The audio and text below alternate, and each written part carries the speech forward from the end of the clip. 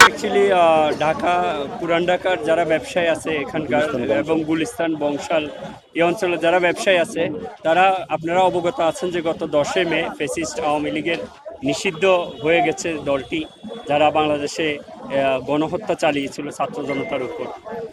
ওদের সেই নিষিদ্ধের খুশিতেই এখানে স্থানীয় যারা ব্যবসায়ী আছে তারা একটি উদ্যোগ নিয়েছে গরু এবং খাসি জবাইয়ের মাধ্যমে তারা এবং একটি সাংস্কৃতিক অনুষ্ঠানও আয়োজন করেছে এবং বুড়িভোজের মধ্যে দিয়ে তারা এটি উদযাপন করতে যাচ্ছে। আওয়ামী লীগের অফিসের সামনে কেন আয়োজন করতে হচ্ছে? অ্যাকচুয়ালি যেহেতু নিষিদ্ধ সংগঠন আওয়ামী লীগ, আপনারা জানেন 36শে জুলাই যে গণ অভ্যুত্থানের মধ্যে দিয়ে বিদায় নিয়েছে এবং পরবর্তীতে ধীরে ধীরে 9 মাস পর তাদের সংগঠনটি নিষিদ্ধ হয়েছে গণহত্যার দায়ে। দেশি এবং আন্তর্জাতিক সংস্থা অলরেডি বিবৃতি দিয়ে এরা যে স্বীকৃত একটি সন্ত্রাসী সংগঠন সেটা অলরেডি বিশ্ব মিডিয়া প্রচার হয়েছে। সেই আলোকেই এটা নিষিদ্ধ হয়েছে 10 মে। এখন দেশের জনগণ দীর্ঘ 16-17 বছরে যে নির্যাতিত হয়েছে তাদের মনে যে একটা ক্ষোভ, আক্ষেপ, দুঃখ, দুর্দশা ছিল, এটার একটা বহিঃপ্রকাশ এখানেই। অ্যাকচুয়ালি আওয়ামী লীগ অফিস বলে কথা না, এখানে হয়তো জায়গাটা একটু খালি আছে, স্পেস আছে, ব্যবসায়ীরা নিজেরা কিছু চাঁদা বাদা তুলে এখানে একটা অনুষ্ঠান আয়োজন করতে যাচ্ছে।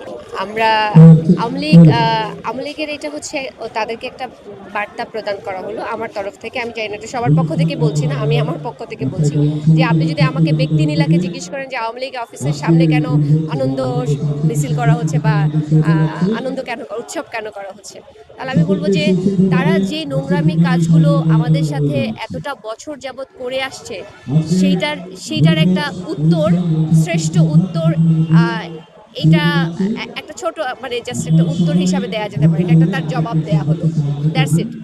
আওয়ামী লীগকে সরকার নিষিদ্ধ করার পর আমরা দেখতে পেয়েছি যে ভারত কিছুটা উদ্বিগ্ন হয়ে পড়েছে। আর খবর আমরা দেখতে পেয়েছি ভারত উদ্বিগ্ন হওয়ার কারণটা কি?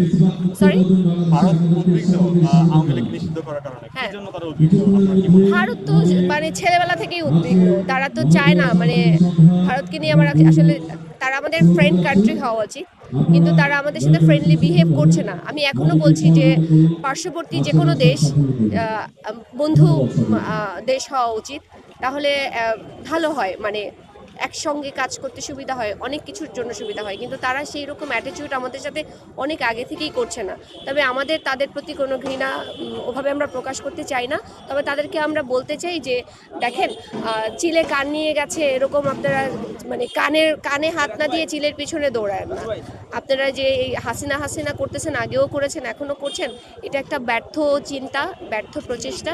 সেই জায়গা থেকে বিরত থাকুন এবং যেটা হচ্ছে সঠিক বাংলাদেশি মানুষের জন্য এবং ইন্ডিয়ান মানুষের জন্য, যেটা সঠিক গণতান্ত্রিক, মানুষের ভারসাম্য, মানুষের মূল্যবোধ, মানুষের মৌলিকতা, যে সাংবিধানিক যে অধিকারগুলো পাওয়া যায়, নিশ্চিত হয়, সেই সব বিষয়গুলোকে প্রায়োরিটি দেন।